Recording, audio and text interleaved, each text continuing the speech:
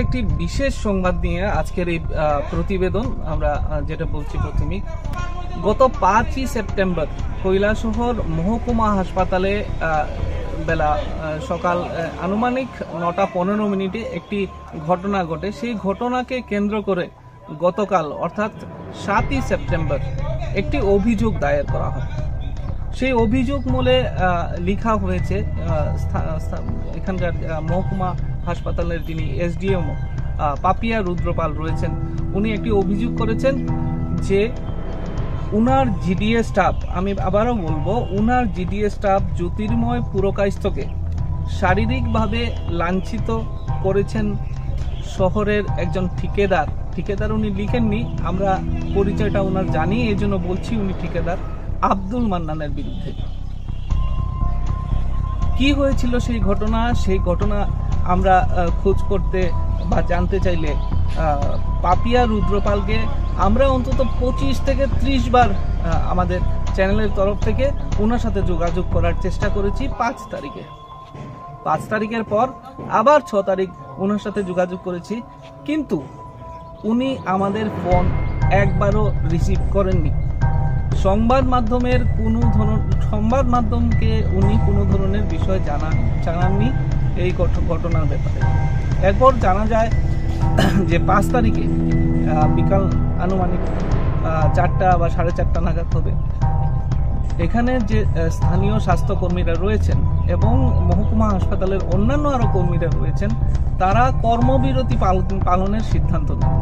ঠিক তখন কৈলাসহর মহকুমার পুর পরিষদের চেয়ারপারসন চপলা দেবরায় ঘটনাটি জানতে পারেন এবং সেখানে গিয়ে তাদের সাথে কথা বলে কর্মবিরতি যাতে না করা হয়, তাতে বিভিন্ন রোগীর অসুবিধার সৃষ্টি হতে পারে, সেই বিষয়ে সকলের সাথে কথা বলেন এবং কথা বলার পর সিদ্ধান্ত হয় যে ওনারা কাজ করবেন। তবে তাদের দাবি ছিল যে আব্দুল মান্নানের বিরুদ্ধে অবশ্যই একটা থানায় অভিযোগ করতে হবে। 5 তারিখ পেরিয়ে 6 তারিখ চলে গেল, আব্দুল মান্নানের বিরুদ্ধে কোনো ধরনের অভিযোগ করেননি পাপিয়া রুদ্রপাল। গতকাল মুখ্যমন্ত্রী যখন কৈলাসহর রামকৃষ্ণ মহাবিদ্যালয়ের একটি অনুষ্ঠানে এসেছিলেন, তখন এখানে যারা স্থানীয় মহকুমা হাসপাতালে যারা কর্মরত ছিলেন, তারা সিদ্ধান্ত নেন যে বিষয়টা যেভাবেই হোক ওনারা মুখ্যমন্ত্রীকে জানাবেন এবং তারপর পাপিয়া রুদ্রপালের কানে এই খবর গেলে উনি তড়িঘড়ি সিদ্ধান্ত নিয়ে গতকাল সন্ধ্যায় একটি এফআইআর দায়ের করেন কৈলাসহর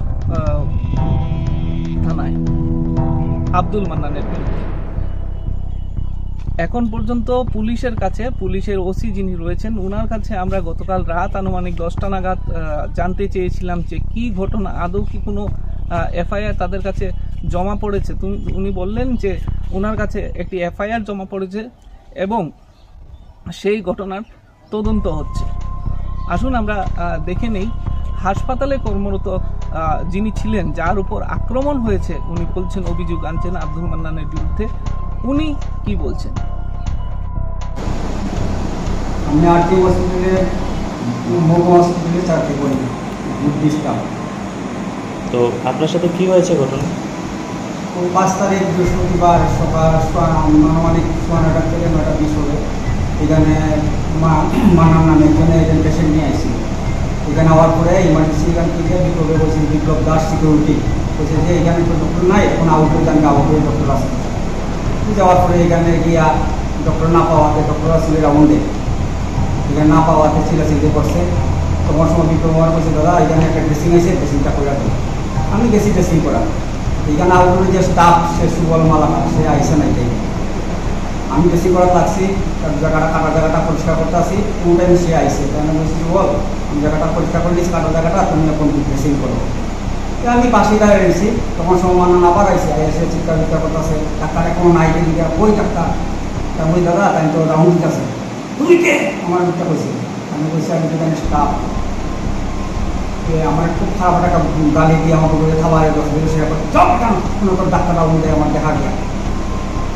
এরপরে আমার এক বেশি শুনছে মারতে করেছে, এবং যারা আমার বুকে ধরেছে এইভাবে বদল না, কিন্তু স্যার না, আপনি তো আমি কিছু করছি না। তখন নাই ঠিক আছে তাই করে আমার কাছে আপনি আমার মুখে ঢুকে দেবেন না বলছে কথা বলিস না চুপচাপ এর বইয়ে থাক সব ঠিক আছে বলে আজকে সেটাই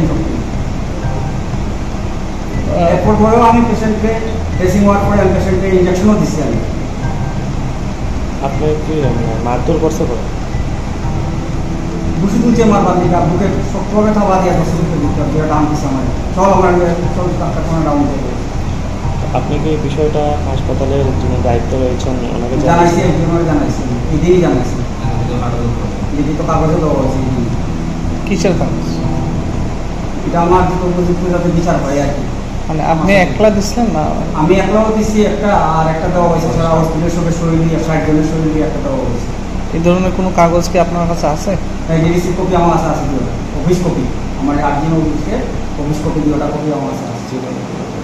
তো আপনি তো নাম তো কইলেনই যা আগে, তো তান্ত্রিক কি ভালোভাবে চিনেননি? আমি চিনি ভালোভাবে। তো এসডিএমও যে এখন মানে এখন পর্যন্ত কি কোনো কেস টেস জমা দিচ্ছেন কেন? আজকে তো শুনছি জমা দিচ্ছে, ওদিন তো আসলে মিউচুয়াল হয়েছিল, তো আমার শুনতে আছে যে মিউচুয়াল হইতো না কেসে যাওয়া লাগে। তখন সময় আমি ম্যাডাম আমার ডাকাইছি, আমি বলেছি ঠিক আছে তাহলে আমি কেসে পাঠাই দেন, শুনছি পাঠাই দিচ্ছি। এতক্ষণ আপনারা শুনলেন যে 5 তারিখে যে আক্রান্ত হয়েছিলেন, উনি বলছেন যে আক্রান্ত হয়েছিলেন, উনার বক্তব্য, উনার অভিযোগ থাকতেই পারে। সেই অভিযোগ বলে একটা লিখিত অভিযোগ জমা পড়েছে এসডিএম ও পাপিয়া রুদ্রপালের তরফ থেকে। এই বিষয় নিয়ে, গোটা বিষয় নিয়ে আব্দুল মান্নানকে আমরা যখন ফোন করি তখন তিনি বলেন যে উনি যখন 5 তারিখ সকালে গাড়ি নিয়ে যাচ্ছিলেন, উনার গাড়ির সাথে একজনের সংঘর্ষ হয়ে যায় এবং তিনি গুরুতরভাবে আহত হন। আহত হওয়ার পর কৈলাসহর মহকুমা হাসপাতালের বহির্বিভাগে তিনি যখন ওনাকে নিয়ে যান, নিয়ে যাওয়ার পর কোনো ডাক্তার সেখানে ছিলেন না। 9টার থেকে, আবারও বলবো, 9টার থেকে ওপিডি খোলা থাকা এটা আইনত, কিন্তু উনি প্রায় 9:15টার সময় গেছিলেন এবং তখন কোনো ডাক্তার সেখানে ছিলেন না। এবং সেই সূত্র ধরে জ্যোতির্ময় বাবুর সাথে উনার কিছুটা বাকবিতণ্ডা হয়েছে এবং এটা উনি স্বীকার করেছেন যে কিছুটা বাকবিতণ্ডা হয়েছে, তবে উনি কোনো গায়ে হাত দেননি।